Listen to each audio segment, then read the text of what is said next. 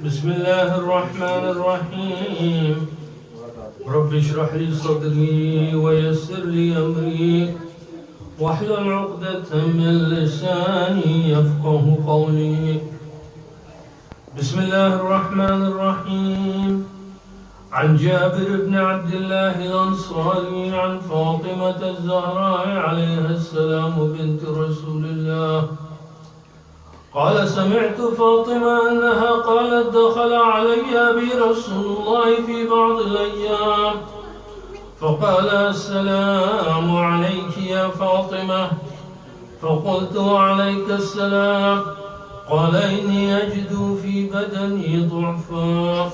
فقلت له: أعيذك بالله يا أبتاه من الضعف. فقال: يا فاطمة ائتيني بالكساء اليماني فأغطيني به. فأتيته بالكساء اليماني فغطيته به، وصرت أنظر إليه وإذا وجهه يتلألأ كأنه البدر في ليلة تمامه وكماله. اللهم صل على محمد وعلى محمد. فما كانت إلا ساعة وإذا بولدي الحسن قد أقبل وقال: السلام عليك يا أمه. فقلت: وعليك السلام يا قرة عيني وثمرة فؤادي.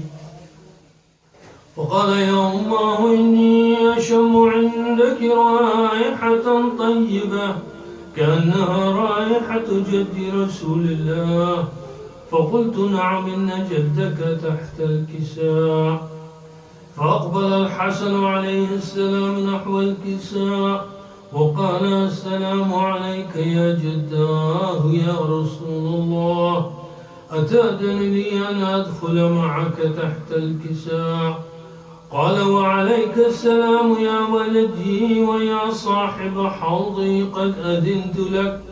فدخل الحسن عليه السلام معه تحت الكساء.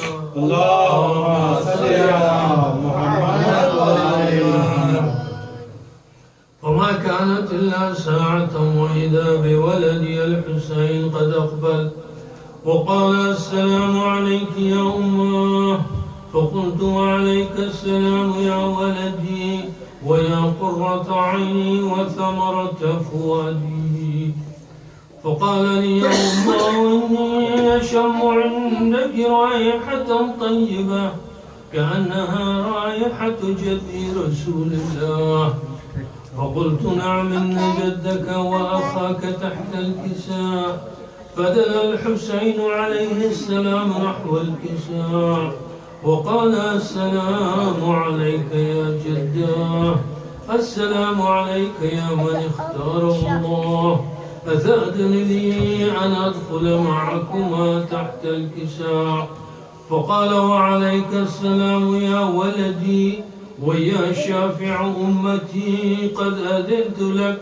فدخل الحسين عليه السلام معهما تحت الكساء. اللهم صل على محمد وعلى محمد. فأقبل عند ذلك أبو الحسن علي بن أبي طالب وقال: السلام عليك يا بنت رسول الله. فقلت: وعليك السلام يا أبا الحسن ويا أمير المؤمنين. فقال: يا فاطمة إني أشم عندك رائحة طيبة كأنها رائحة أخي وابن عمي رسول الله. فقلت: نعم ها هو مع ولديك تحت الكساء.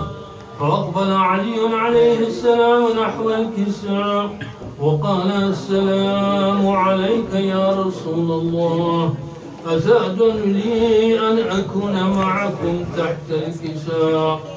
قال له: وعليك السلام يا أخي ويا وصي وخليفتي وصاحب لواي، قد أذنت لك. فدخل علي عليه السلام معهم تحت الكساء. اللهم صل على محمد وعلى محمد. ثم أتيت نحو الكساء وقلت السلام عليك يا أبتاه يا رسول الله، أتأذن أن أكون معكم تحت الكساء؟ قال وعليك السلام يا بنتي ويا بضعتي، قد أذنت لك. فدخلت معهم تحت الكساء.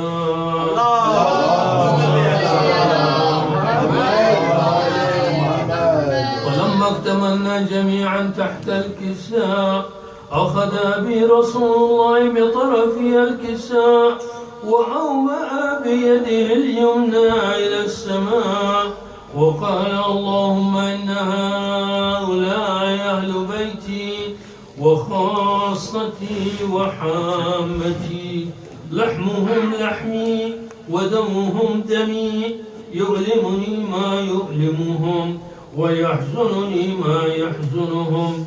أنا حرب لمن حاربهم وسلم لمن سالمهم وعدو لمن عاداهم ومحب لمن أحبهم. إنهم مني وأنا منهم، فاجعل صلواتك وبركاتك ورحمتك وغفرانك ورضوانك علي وعليهم، وأذهب عنهم الرجس وطهرهم تطهيرا. اللهم صل على محمد. فقال الله عز وجل يا ملائكتي ويا سكان سماواتي، إني ما خلقت سماء مبنية ولا أرضا مدحية ولا قمرا منيرا ولا شمسا مضية ولا فلكا يدور ولا بحرا يجري ولا فلكا يسري إلا في محبة هؤلاء الخمسة الذين هم تحت الكساء. فقال الأمين جبرائيل يا ربي ومن تحت الكساء؟ فقال عز وجل هم أهل بيت النبوة ومعدن الرسالة، هم فاطمة وأبوها وبعلها وبنوها. اللهم صل على محمد. فقال الأمين جبرائيل يا ربي أتأذن لي أن أهبط إلى الأرض لأكون معهم سادسا؟ وقال الله نعم قد أذنت لك. فهبط الأمين جبرائيل وقال السلام عليك يا رسول الله.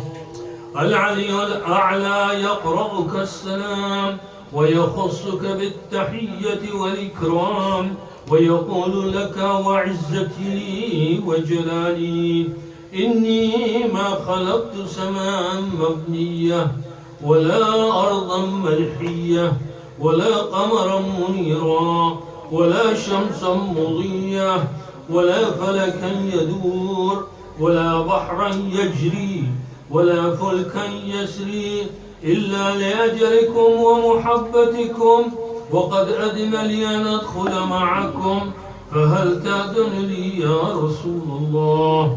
فقال رسول الله وعليك السلام يا أمين وحي الله، إنه نعم قد أذنت لك. فدخل جبرائيل معنا تحت الكساء. اللهم صل على محمد. فقال لأبي إن الله قد أوحى إليكم يقول إنما يريد الله ليذهب عنكم الرجس أهل البيت ويطهركم تطهيرا. اللهم صل على محمد. وقال علي عليه السلام لأبي يا رسول الله أخبرني ما لجلوسنا هذا تحت الكساء من الفضل عند الله. فقال النبي صلى الله عليه وآله والذي بعثني بالحق نبيا واصطفاني بالرسالة نجيا ما ذكر خبرنا هذا في محفل من محافل أهل الأرض وفيه جمع من شيعتنا ومحبينا إلا ونزلت عليهم الرحمة وحفت بهم الملائكة واستغفرت لهم إلى أن يتفرقوا. فقال علي عليه السلام: إذا والله فزنا وفاز شيعتنا ورب الكعبة.